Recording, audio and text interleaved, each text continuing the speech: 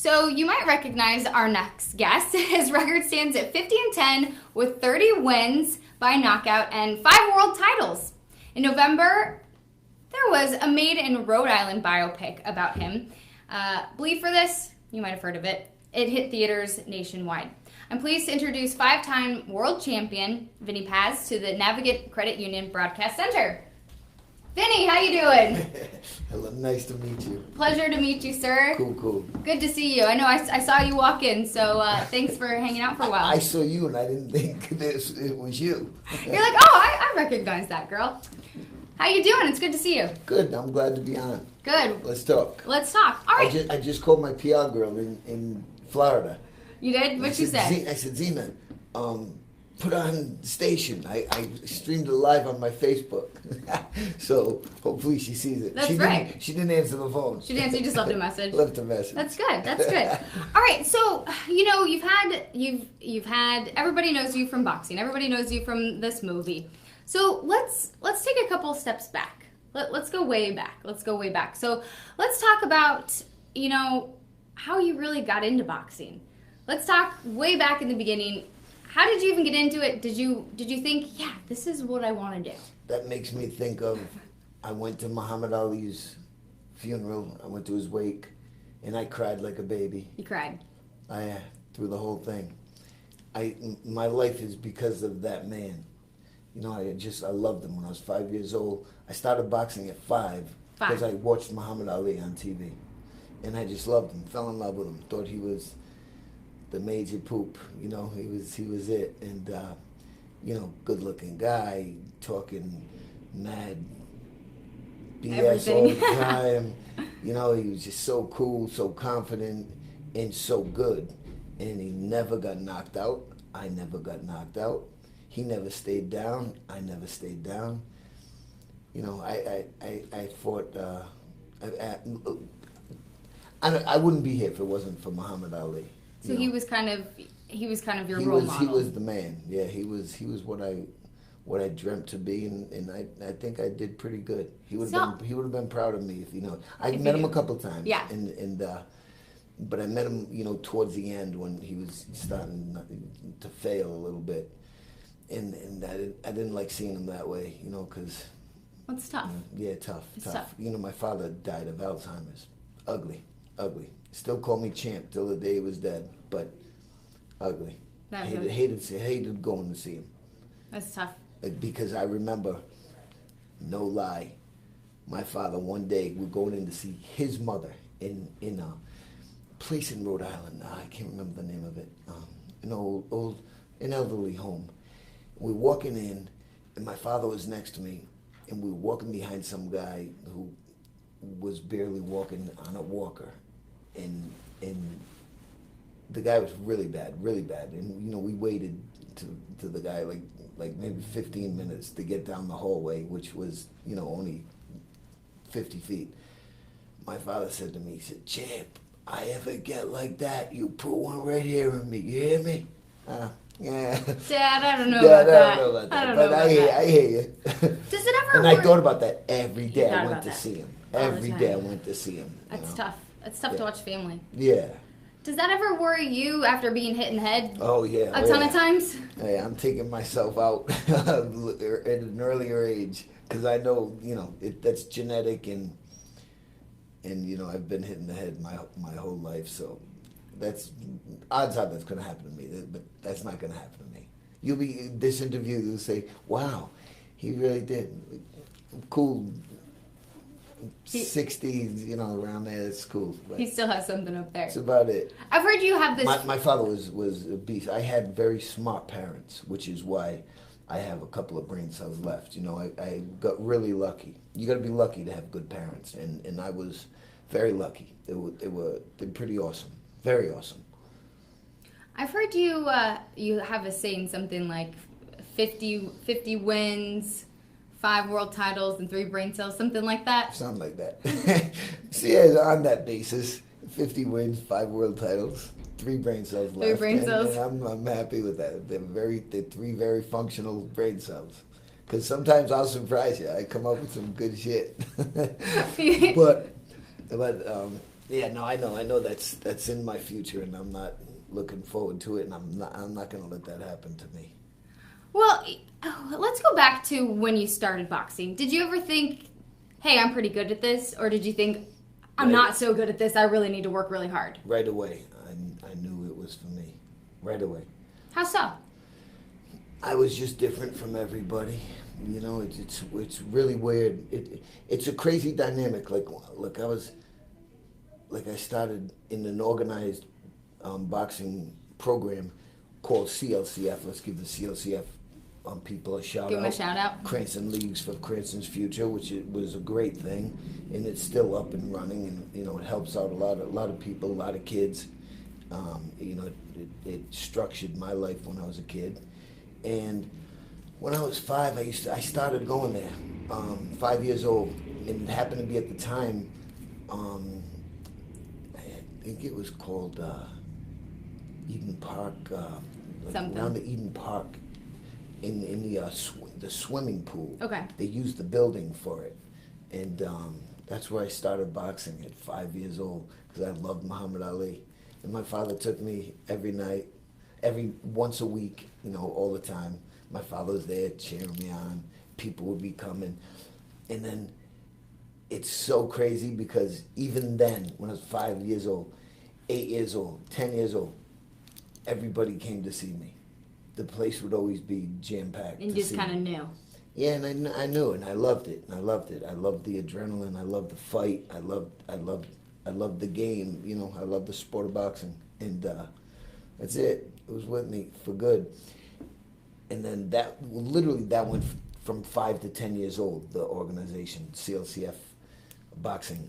Then I still box with guys in my gym, in my cellar, in a garage I made into a gym. But I was always a little bit better than everybody. So you just always knew. a little bit better than everybody. Yeah, You just knew, and wanted to do it.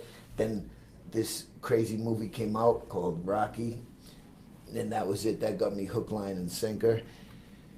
And I started winning amateur titles, and that was it. And then you were off. I was off and running. And then I turned pro, and that was it. How's your body feel? You did, one, you're a boxer, so you yeah. did a lot of damage to your body yeah. fighting. And two, you went between these weight classes. Yeah. I mean, people have a hard enough time trying to give up sweets to lose a couple pounds.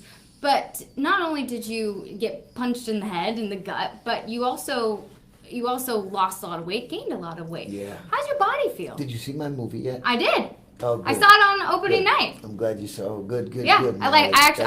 it. I liked it a lot. They did a really good job. I thought it was with good. Yeah, they did a really good job of it, and I'm so glad it kind of starts out with me losing weight because it was such an issue in my life. That's all. Like once in a while, like now, I feel guilty sometimes when I grab like a Kit Kat bar or a bag of M&Ms. Yeah, you know? yeah, and that's not healthy, you know, yeah. Now I do it quite a bit more than what I used to, but I still watch my weight. I still say I feel guilty when I don't. Yeah. Yeah. Do you think I have a gym in my house. I work out once a day. You do? Do a little something. Yeah, a little. Yeah. What do something you do? I've seen you shadow boxing. I'm still fast as lightning. I'm still fast. I shadow box just about every day, and I do sit-ups, push-ups. I lift weights. I do like serious weightlifting with just 50 reps. Like I won't do the old thing when you're younger. You know, put on another 10 pounds, another 10 pounds. I just do reps of 50 with pretty decent sized weight, and I'm cool. I stay in shape. I stay good, and because you never know. I never know. Really? You never know. Never know. Okay, so if you announce that Naven's leaving, bye Naven. So if you announce to come back, you'll tell us first, right? Absolutely. You'll tell us first. Sure, this will be one of my main venues. All right, that's great. And during your career and your comeback, were you thinking, I'm an inspiration, or were you just thinking, I just want to box, let's just do this? No, I was thinking that I'm an entertainer. Really? Yeah. Yeah, I'm a ballistic entertainer, and I entertain people. I put on some wild outfits and stuff, and I worked hard. Like I worked my ass off to perform the way that I did, because it wasn't easy. And you know, I mean, to this day, boxing, it's a tough sport. I hate to see it. I'm a little sad to see like that MMA is taking over a bit. Yeah. But you know, that's it. Times change. You know, it's here to stay. That MMA. Would you encourage anybody to go into boxing right now? Do you think it's a good idea for people to go into boxing? Well, I mean, it's, you know, it's not for me to say that. Like, I don't have an answer for that, but 1,000% people would just want to box. You know, you're born with that. Like, I feel like you're born with that in you. You know what I mean? I was born to be a fighter, and you know, even my father used to say that to me. You know, you were born to fight, kid. And I'm a little sad that the MMA's taken over big time. You know, not just a little bit, like really big, because they, you know, they got big promotions, they got, you know, some big fights, and that's why I'm you know, a little happy that Floyd Mayweather makes a little bit of noise. You know, at least to bring some boxing alive. You know. If MMA was around when you were in your prime, do you think you would have gone into that? I'd be good at that. Oh, I'd be good at that. There's a couple of guys that I want to choke out now. You think you might have? Zena knows what I'm talking about. You might hop in there. She's saying, shut up, shut up, shut up. Please don't say it.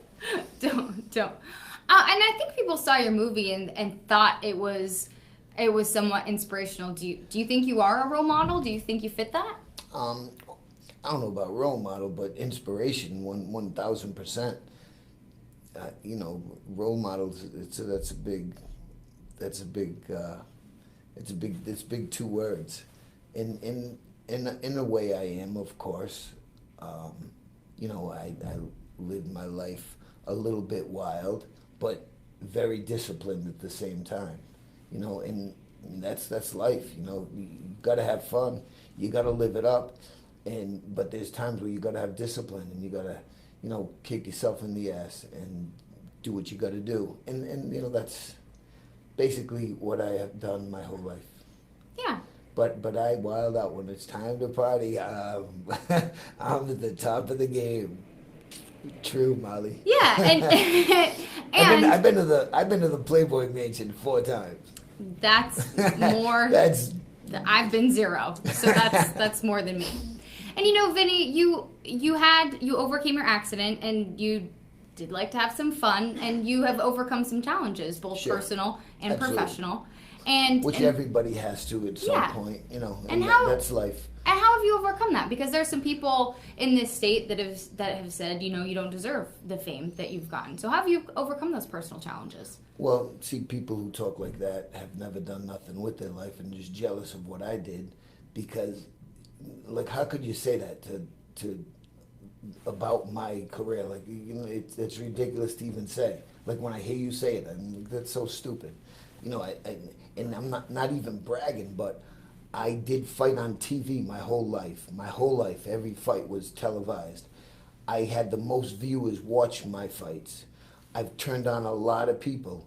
I've turned them on to boxing, but I've turned them on, just made them happy, give them inspiration. I've entertained millions of people. I won 50 pro fights. I won 5 world titles. You know, how can you even, like, say that, oh, I don't deserve to be there? Like, it's stupid to even say, you know? And believe me, I don't think I'm better than anybody, but I'm different than just about everybody. And, you know, that's what I got to say about that. And yeah, of course, a little bit, you know, people will look up to me like I looked up to Muhammad Ali. And I'm sure there's a couple of kids that will do something with their life, you know, because they've seen what I've done, which is pretty cool. And you have overcome, again, past challenges in your personal life, and you've moved on from that? Yeah, of course. You know, life's crazy, but I try to live it to the fullest. You got to. Crazy girlfriends, you know, booze, problems. It's my life's crazy just because of boxing too. Because, like I told you, I wanted to box at 5 years old, and my life's been different because of it. What are you doing now? Last time I talked to you, you said you were coming back from Palm Springs. So what are you up to now? Yeah, and that trip to Palm Springs was really, really good. And I think today I might literally get the DVD from it. And I gave a motivational speech to 400 people, and it was pretty good. I'm pretty good at that, which kind of is nice because I like to do it, and I like to turn people on and give them some inspiration and some faith. My 4 reasons why I won 5 world titles: persistence and determination. You got to have those 2 things. You got to be persistent and determined, and you got to work hard, which I did, and you can't quit. You know, those 4 things will do a lot in your life, at any aspect. You know, sports, you know, business. You got to be persistent and determined. Hard work. You got to work hard, and you can't quit. Hard work is everything. So you want to continue public speaking and motivational speaking? speaking? That's my thing. That's what you're doing. I like it. I like what it does for some people, and I'm cool with it. And you make a little money in it too, at the same time. Keep that going. Vinny, well, congratulations. The DVD, Bleed for This, comes out on February 14th, so coming up this Tuesday. Out of all days, Valentine's Day, imagine that. Out of all days. How many times have you seen the movie? You've been a couple times. I went to see it about 27, 30, right around there. Right around there. Were you pretty active rolling it? I read something that you went to the set one day and then you thought it was boring. Well, it was kind of boring. Like filming? Yeah. I feel like it would be kind of boring to... And there was some things like that I didn't like what they were doing and everything, but the movie turned out absolutely awesome. You know, they got Martin Scorsese on board, which was the biggest thing, and Miles Teller was just absolutely fabulous. You know, he played me better than I could have played me, and he was just so good. And everybody else, Karen Hines, who played my dad, you know, you know, at first when I watched it, I just cried through the whole thing, because you know my father was so good, so cool, so good with me. My mother, played by Married with Children. Yeah. Katie Seagal. There we go. I was like Peg. I can't think of her name. Peg Bundy. Good. The whole crew was awesome. Good. You know. Well, and the DVD comes out on Tuesday. Vinny Paz, thank you so much for joining us. Awesome, Molly. I appreciate it. And you know what? I want to show them your tattoo.